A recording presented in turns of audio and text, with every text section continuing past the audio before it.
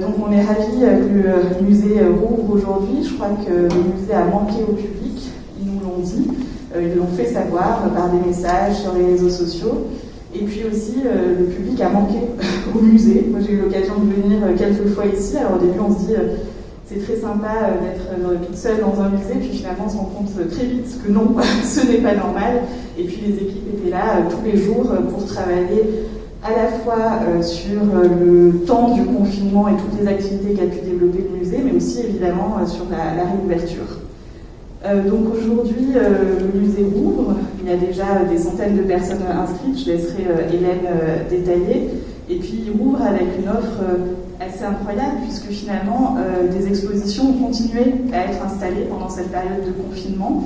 Et donc il y a des expositions qui sont là, certaines depuis plusieurs mois, et qui n'ont jamais vu une seule personne du public. Nous allons pouvoir retrouver les cinémas, le cinéma lumière, les multiplex, les cinémas de quartier, enfin. Enfin, on met fin à cette anomalie d'avoir eu des lieux culturels fermés, ou quasiment fermés depuis le mois de mars 2020. Une anomalie, parce qu'il y a énormément de diversité culturelle, et plutôt que de gérer le risque sanitaire, on a souvent fait de la communication sanitaire gouvernementale, et la culture a malheureusement été trop souvent une variable d'ajustement de communication sanitaire. Ce musée n'aurait jamais dû être fermé aussi longtemps. Enfin, soyons positifs. Tout ouvre et nous pouvons retrouver ces lieux culturels. Le musée des Conforts s'est réinventé comme beaucoup d'acteurs culturels, avec des visites virtuelles, adapter les jauges, et va continuer à le faire, parce que malheureusement la crise sanitaire n'est pas terminée. Nous la vivons encore, les chiffres sont plutôt meilleurs, mais le virus circule encore. On est incapable de dire ce qui se passera à l'automne ou cet hiver, et il y aura peut-être à nouveau des mesures difficiles à prendre, des mesures sanitaires. Il faut qu'elles soient justifiées au niveau sanitaire, et pas qu'elles soient des objets de communication.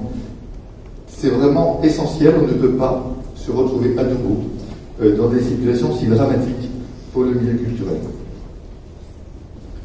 Moi, je souhaite aujourd'hui, avec le vice-président Cédric Vasselin, affirmer notre soutien aux acteurs de toutes les cultures, aux salariés, aux intermittents, et leur combat pour la prolongation, au moins partielle, de l'année blanche du statut est légitime.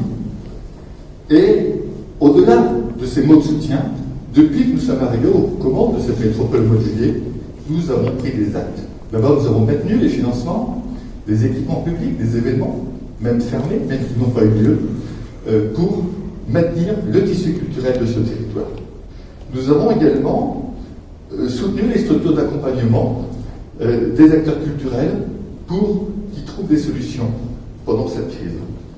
Et ce soutien va naturellement continuer aujourd'hui et demain pour tous les acteurs culturels, parce que c'est essentiel. On a besoin d'ouvrir la culture au plus grand nombre. On a besoin d'utiliser la culture pour réduire les inégalités territoriales et sociales.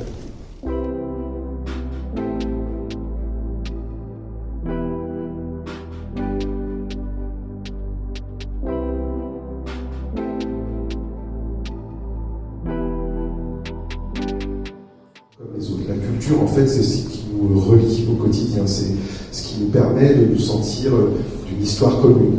La Terre en héritage, pour l'exposition que j'ai pu découvrir, parce qu'il y avait une inauguration virtuelle, on en a fait beaucoup, enfin, j'espère que c'est fini, qu'on fera plus que des inaugurations présentielles.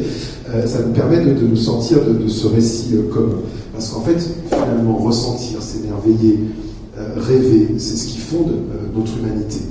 Et c'est pour cela il me semble, en tout cas pour moi, je crois que chacun l'a dit et que beaucoup d'entre vous sont dans ce cas, ça nous a tant manqué. À l'occasion de cette réouverture, il était important pour le président de la métropole et l'exécutif d'être présent à vos côtés, vous qui avez tenu bon dans ces périodes d'incertitude extrêmement difficiles, mais il était aussi important de pouvoir se projeter. Et le président de la métropole a commencé à l'esquisser. Le 21 juin prochain, nous présenterons une délibération cadre sur les enjeux de la politique culturelle de la métropole. Cette délibération, elle est importante pour la métropole parce que, je ne sais pas si comprendra ce que je veux dire quand je dis ça, mais finalement la culture est entrée par la petite porte dans cette métropole. La petite porte finalement d'une fusion, d'une évolution de compétences entre le département et la métropole. Le budget jusqu'à présent était de 90 000 € par an pour les 26 000 collégiens présents sur notre territoire. Il passera à 490 000 € dès 2021 et ce sera pérennisé sur la totalité du mandat pour permettre que chaque collégienne et chaque collégien puisse accéder à la culture, puisque c'est un enjeu important pour nous de faire en sorte que les droits culturels soient renforcés sur cette métropole. Le deuxième... Bonjour, donc vous êtes parmi les premiers visiteurs du musée des Confluences. Qu'est-ce que ça vous fait de venir aujourd'hui ? Ça fait longtemps qu'on n'a plus fait le musée et moi je suis pas de Lyon perso, donc je suis de Mulhouse. Niveau culture c'est pas trop ça, donc ça fait vraiment plaisir et du coup première journée on s'est dit on va faire un petit bain dans la culture, ça fait longtemps et puis c'est le lancement d'une belle saison j'espère dans la culture, donc ça fait plaisir. Oui, c'est un des lieux qu'il faut faire quand on arrive à Lyon. Le vendredi, on va aussi au musée des cinémas et miniatures au Vieux-Lyon, parce que pour moi, c'est aussi un incontournable. Quand on va à Lyon, oui.